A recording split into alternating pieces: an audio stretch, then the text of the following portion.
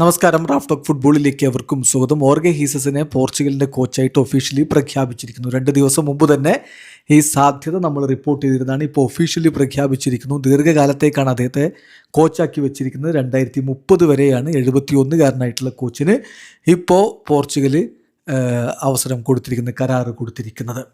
Agreement sign ചെയ്ത് കഴിഞ്ഞു. നമുക്കറിയാം, ഏറ്റവും ഒടുവിൽ അദ്ദേഹം ക്രിസ്ത്യാനോ റൊണാൾഡോയുടെ ടീമായ അൽ നസറിനെയാണ് പരിശീലിപ്പിച്ചിരുന്നത്. അങ്ങനെ അവിടെ അവരെ കിരീടത്തിലേക്ക് കൊണ്ടുപോവുകയും ചെയ്തതാണ്. ഇപ്പോൾ അദ്ദേഹമാണ് ഇനി ടീമിനെ യുവേഫ നേഷൻസ് ലീഗിലും യൂറോ 2028 ഫിഫ വേൾഡ് കപ്പ് 2030 നയിക്കുക. പോർച്ചുഗൽ ടീമിനെ ദീർഘകാലത്തേക്കാണ് അദ്ദേഹം നയിക്കാനായിട്ട് എത്തുന്നത് എന്ന കാര്യം മനസ്സിലാക്കുക.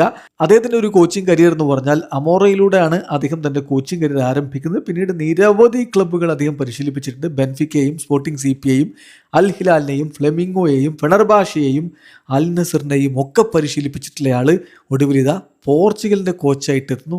വളരെ അനുഭവ സമ്പത്തുള്ള ഒരു കോച്ചിനെയാണ് പോർച്ചുഗൽ വെച്ചിരിക്കുന്നത് എന്നുള്ളതാണ് ഏറ്റവും പ്രധാനപ്പെട്ട കാര്യം. ഒഫീഷ്യൽ സ്റ്റേറ്റ്മെൻറ്റിൽ അവർ പറഞ്ഞിങ്ങനെയാണ്: ഓർഗെ Jesus is the new national team coach and will be at the helm of Portuguese national team till 2030.